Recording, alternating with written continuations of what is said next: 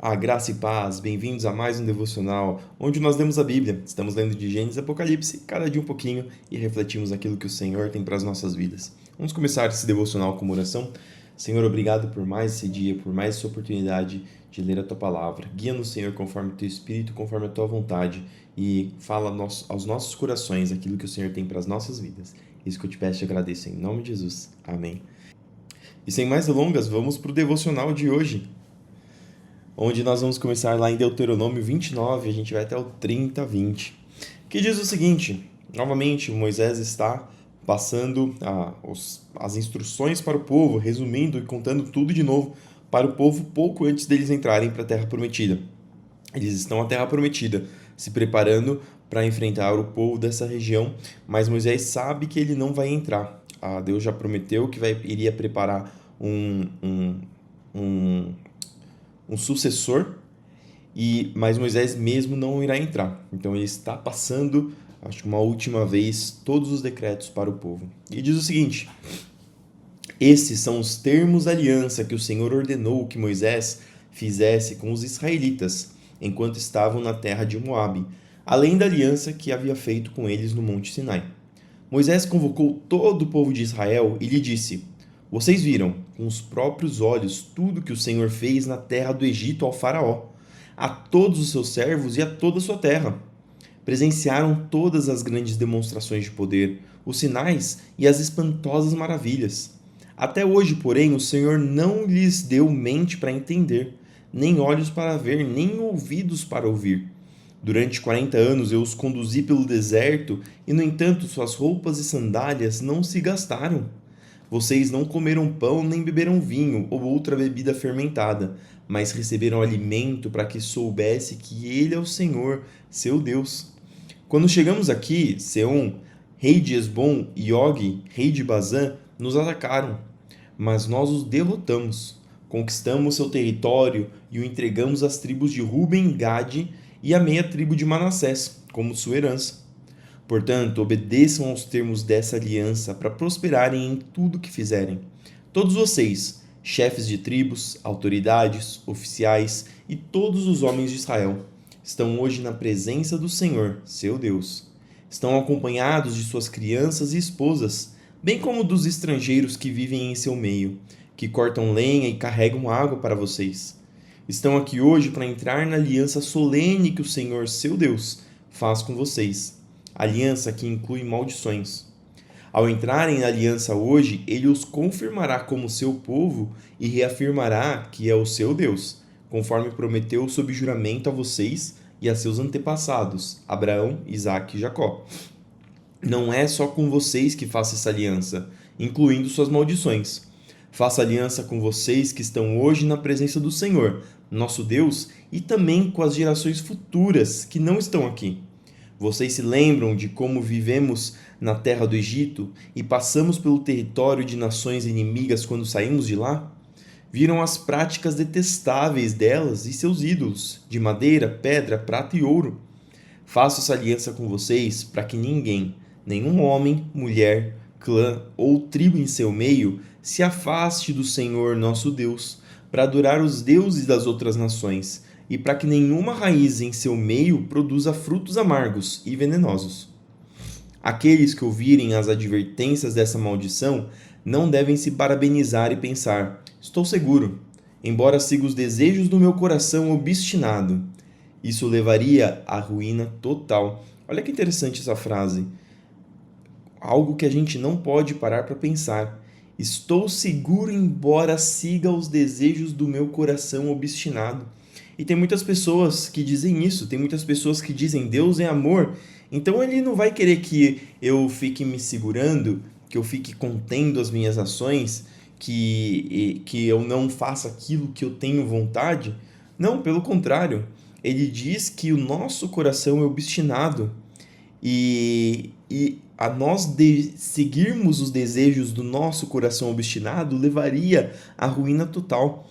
Por isso que nós precisamos nos firmar, nós precisamos, como diz Jesus, carregar a nossa cruz, nós precisamos lutar contra a nossa carne, nós precisamos lutar contra as nossas vontades para que a vontade do Senhor prevaleça em nossas vidas. E isso porque nós simplesmente não gostamos de nós? Não, porque o nosso coração obstinado, as vontades do nosso coração, nos levaria à ruína. Quantas pessoas vivem conforme o seu coração e estão talvez presos em diversos vícios, presos em diversas situações que são complicados, destruíram a sua própria vida, não conseguem dormir direito porque porque tem tantas preocupações, está preso a tantas coisas erradas que fez que não consegue descansar. Mas isso é o que o Senhor não quer isso pra gente. O Senhor quer que nós tenhamos o coração segundo o coração de Deus, que nós tenhamos descanso, que nós tenhamos repouso, que nós tenhamos tranquilidade.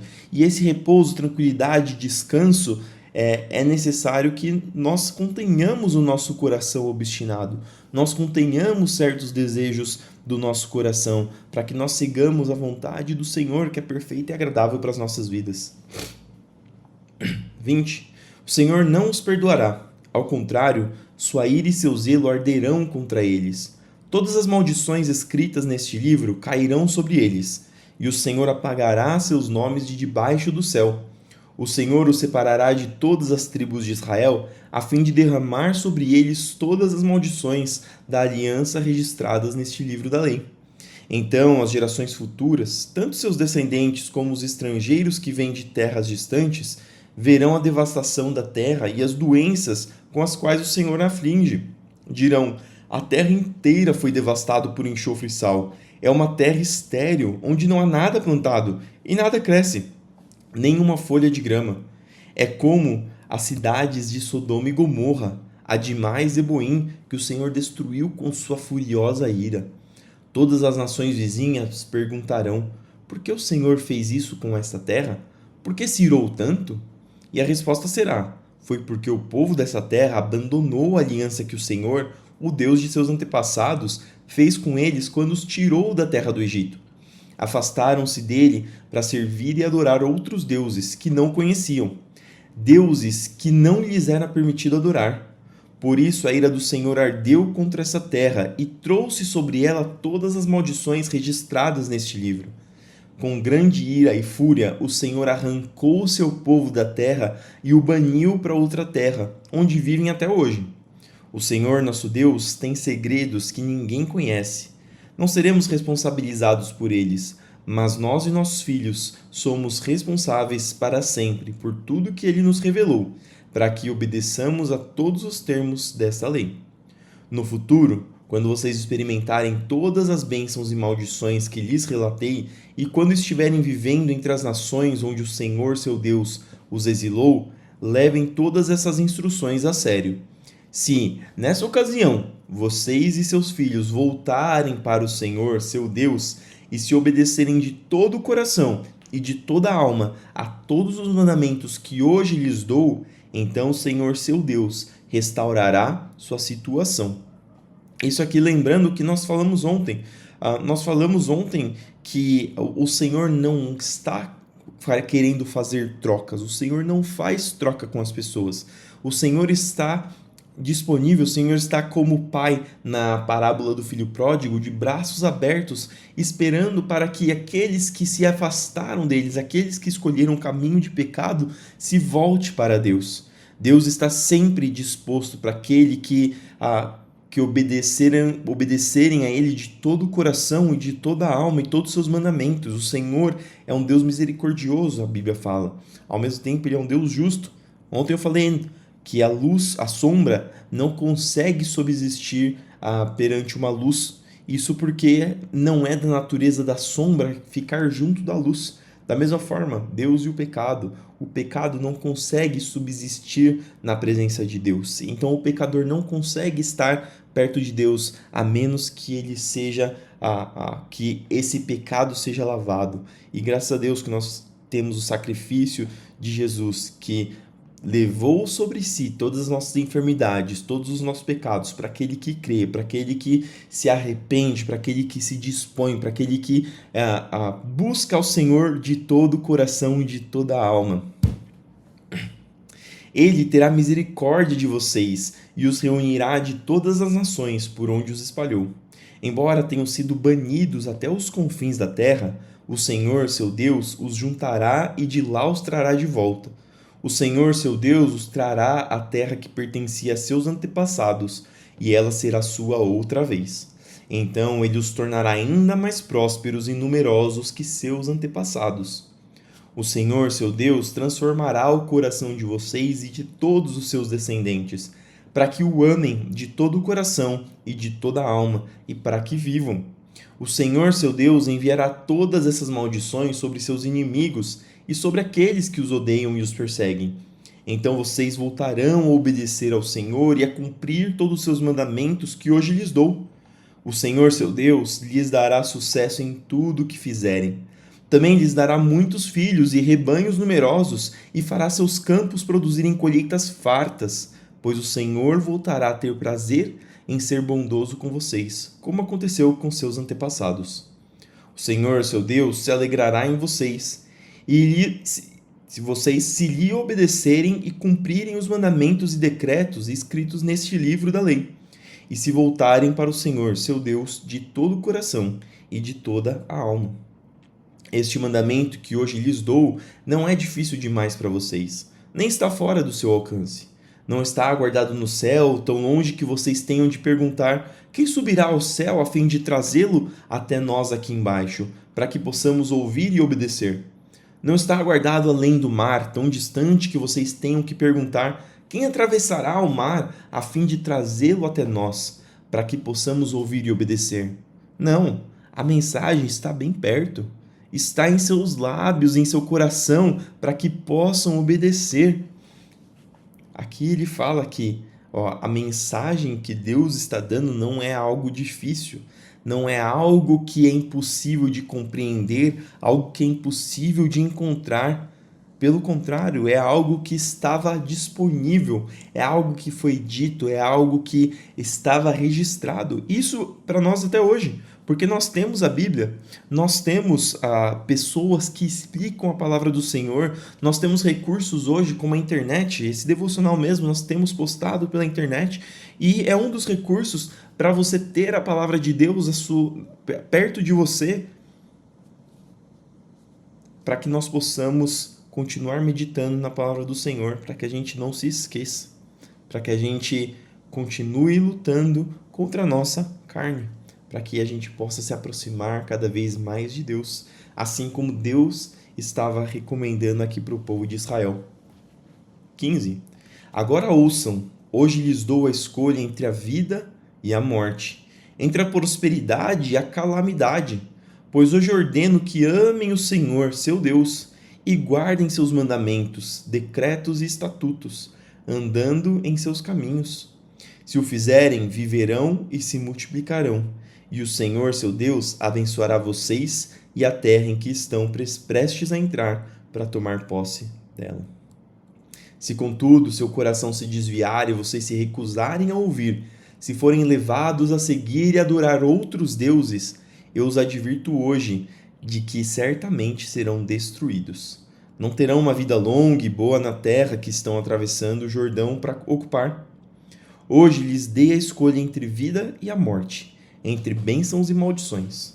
Agora chamo os céus e a terra como testemunhas da escolha que fizerem. Escolham a vida para que vocês e seus filhos vivam. Façam isso amando, obedecendo e apegando-se fielmente ao Senhor, pois Ele é a sua vida. Se vocês o amarem e lhe obedecerem, Ele lhes dará vida longa na terra que o Senhor jurou dar a seus antepassados, Abraão, Isaque e Jacó. Lucas 11, do 37 até 12, 7. Quando Jesus terminou de falar, um dos fariseus o convidou para comer em sua casa. Ele foi e tomou lugar à mesa. Seu anfitrião ficou surpreso por ele não realizar primeiro a cerimônia de lavar as mãos, como era de costume entre os judeus. Então o Senhor lhe disse: vocês, fariseus, têm o cuidado de limpar o exterior do copo e do prato, mas estão sujos por dentro, cheios de ganância e perversidade. Tolos! Acaso Deus não fez tanto o interior como o exterior? Portanto, limpem o interior, dando oferta aos necessitados, e ficarão limpos por completos. Que aflição os espera, fariseus! Vocês têm o cuidado de dar o dízimo da hortelã, da arruda e de todas as ervas, mas negligenciam a justiça e o amor de Deus. Sim, vocês deviam fazer essas coisas, mas sem descuidar das mais importantes. Que aflição os espera, fariseus, pois gostam de sentar-se nos lugares de honra nas sinagogas e de receber saudações respeitosas enquanto andam pelas praças. Sim, que aflição os espera, pois são como os túmulos escondidos. As pessoas passam por cima deles sem saber onde estão pisando. Aqui Jesus traz novamente a questão da necessidade de nós termos o nosso interior transformados, de nós termos o nosso interior limpo. Os fariseus eram aqueles que buscavam seguir à risca todas as regras e leis que Deus tinha deixado. Nós estamos terminando agora Deuteronômio e nós vimos que Deus, através de Moisés, deixou diversas leis para os israelitas. E os fariseus eram aqueles que tentavam seguir à risca todas essas leis. Entretanto, eles acabavam esquecendo do interior, do seu coração. E Jesus está dizendo que não importa simplesmente o seu exterior, se o seu interior não estiver limpo. Não importa se você se veste bem, não importa se você tem aparência de santo, mas você tem que ser santo no seu interior. Não é simplesmente para os outros verem, mas é os seus momentos com Deus que faz você santo. E nós temos que ter o cuidado e nós temos que ter a decisão de nos santificarmos dia a dia. Eu costumo dizer na igreja que cristãos não são aqueles que não têm problema com o pecado, mas são aqueles que, ao invés de se juntarem a ele e tratá-lo como um amigo, estão em cima de um ringue, lutando constantemente com o pecado. Às vezes pode ser que você seja derrubado pelo pecado, mas a questão toda não é você ser derrubado, porque a própria palavra diz que nós somos pecadores e as cartas de João dizem que aquele que diz que não tem pecado é mentiroso e já está em pecado. A questão é, o que nós fazemos quando nós somos derrubados? Nós nos levantamos e continuamos lutando? Essa tem que ser a nossa posição. E aqui Jesus está falando sobre toda essa questão. Nós, por dentro, nós temos que nos preocupar com o nosso interior, porque Deus criou tanto o nosso exterior como o nosso interior. Nós podemos fingir que nós somos santos e exteriormente parecermos santos. Mas se nós formos santos por dentro, que é o que importa, naturalmente, a própria palavra fala que a palavra diz do que o coração está cheio. Então as nossas ações, se nós tivermos o interior limpo, o nosso interior santo, o nosso interior, naturalmente as nossas ações serão condizentes com a palavra do Senhor. Então o especialista da lei disse: Mestre, o Senhor insultou também a nós com o que acabou de dizer. Jesus respondeu: Sim, que aflição também os espera, especialista da lei, pois oprimem as pessoas com exigências insuportáveis e não movem um dedo sequer para aliviar seus fardos. Que aflição os espera, pois constroem monumentos para os profetas que seus próprios antepassados assassinaram. Com isso, porém, testemunham que concordam com o que seus antepassados fizeram. Eles mataram os profetas, e vocês cooperam com eles construindo os monumentos. Foi a isso que Deus, em sua sabedoria, se referiu. Eu lhes enviarei profetas e apóstolos, mas eles matarão alguns e perseguirão outros. Portanto, essa geração será responsabilizada pelo assassinato de todos os profetas de Deus, desde a criação do mundo, desde o assassinato do justo Abel até o de Zacarias, morto entre o altar e o santuário. Sim, certamente essa geração será considerada responsável. Que aflição os espere, especialistas da lei. Vocês se apossaram da chave do conhecimento e, além de não entrarem no reino, impedem que outros entrem. Quando Jesus se retirou dali, os mestres da lei e os fariseus ficaram extremamente irados e tentaram provocá-lo com muitas perguntas. Queriam apanhá-lo numa armadilha, levando-o a dizer algo que pudesse usar contra ele. Quando as multidões cresceram a ponto de haver milhares de pessoas atropelando-se e pisando uma nas outras, Jesus concentrou seu ensino nos discípulos, dizendo: Tenham cuidado com o fermento dos fariseus, que é a hipocrisia. Virá o dia em que tudo que está encoberto será revelado e tudo que é secreto será divulgado. O que vocês disseram no escuro será ouvido às claras, e o que conversaram a portas fechadas será proclamado nos telhados. Meus amigos, não tenham medo daqueles que matam o corpo. Depois disso, nada mais podem lhes fazer. Mas eu lhes direi a quem devem temer. Temam a Deus, que tem o poder de matar e lançar no inferno. Sim, a este vocês devem temer. Qual o preço de 5 pardais? 2 moedas de cobre? E, no entanto, Deus não se esquece de nenhum deles. Até os cabelos de sua cabeça estão contados. Portanto, não tenham medo. Vocês são muito mais valiosos que um bando inteiro de pardais. Aqui Jesus dizendo o valor que nós temos. Deus se importa com pardais que aparentemente têm um preço baixo. Aparentemente custam 2 moedas de cobre, que deveria ser um valor bem baixo. E mesmo assim Deus se preocupa, Deus cuida, Deus traz o sustento. O que Ele não faz por nós, que somos seus filhos? Salmo 78, do 1 ao 31. Salmo de Asaf. Ó meu povo, ouça minhas instruções, abra os ouvidos para o que direi, pois lhe falarei por meio de parábolas. Ensinarei enigmas de nosso passado, histórias que ouvimos e conhecemos, que nossos antepassados nos transmitiram. Não esconderemos essas verdades de nossos filhos, contaremos à geração seguinte os feitos gloriosos do Senhor, seu poder e suas maravilhas. Pois ele estabeleceu seus preceitos a Jacó e deu sua lei a Israel. Ordenou aos nossos antepassados que ensinassem a seus filhos, para que a geração seguinte, os filhos ainda por nascer, a conhecesse. E eles, por sua vez, a ensinarão a seus filhos. Portanto, cada geração deve pôr sua esperança em Deus, não esquecer seus poderosos feitos e obedecer a seus mandamentos. Assim, não serão como seus antepassados, teimosos, rebeldes e infiéis, que se recusaram a confiar em Deus de todo o coração. Os guerreiros de Efraim, embora armados de arcos, deram meia volta e fugiram no dia da batalha. Não cumpriram a aliança de Deus, não quiseram viver de acordo com sua lei. Esqueceram o que ele havia feito, as maravilhas que lhes tinha mostrado, os milagres que realizara para seus antepassados na planície de Zoã, na terra do Egito.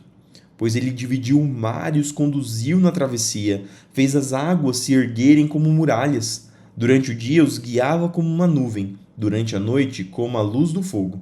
No deserto partiu as rochas para lhes dar água, como a que jorra de um manancial. Da pedra fez brotar riachos e correr água como um rio. Ainda assim, continuaram a pecar contra ele e se rebelaram contra o Altíssimo no deserto. Puseram Deus à prova em seu coração e exigiram a comida que tanto queriam. Chegaram a falar contra o próprio Deus, dizendo: Deus não é capaz de nos dar comida no deserto. Sim, ele pode bater numa rocha e dela fazer brotar água, mas não é capaz de dar pão e carne a seu povo. Quando o Senhor os ouviu, se enfureceu. O fogo de sua ira ardeu contra Jacó. Sim, sua ira se levantou contra Israel, pois não creram em Deus, nem confiaram em seu cuidado. Apesar disso, ele deu ordem às nuvens, abriu as portas dos céus, fez chover maná para alimentá-los, deu-lhes pão do céu. Eles comeram pão dos anjos, receberam comida à vontade. Ele enviou dos céus o vento do leste e, por seu poder, guiou o vento do sul. Fez chover carne como se fosse pó, muitas e muitas aves, como areia da praia. Fez as aves caírem dentro do acampamento, ao redor de suas tendas. O povo comeu à vontade, ele atendeu ao desejo deles. Mas antes que estivessem satisfeitos, enquanto ainda tinham comida na boca, a ira de Deus se levantou contra eles. Ele matou seus homens mais fortes, feriu mortalmente os jovens de Israel. E por fim, Provérbios 12, do 19 ao 20. Palavras verdadeiras resistem à prova do tempo, mas as mentiras logo ficam evidentes. O engano enche o coração dos que tramam o mal, a alegria enche o coração dos que promovem a paz. E olha que bonito esse versículo, esse verso. Palavras verdadeiras resistem à prova do tempo, mas as mentiras logo ficam evidentes. Às vezes pode ser que nós falemos algumas coisas e as pessoas não acreditam, Mas se elas forem verdadeiras, elas vão resistir à prova do tempo. Assim é a palavra de Deus. Quantos anos a palavra de Deus está disponíveis aos homens? Muitas pessoas tentam descredibilizar a palavra de Deus, mas ela continua persistindo, continua transformando vidas, continua trazendo Deus ao coração das pessoas. Ela resiste à prova do tempo porque são palavras verdadeiras, são palavras que realmente são verdade. E esse é o nosso conforto, nosso consolo e a nossa esperança, que Deus se revelou a nós através das suas palavras.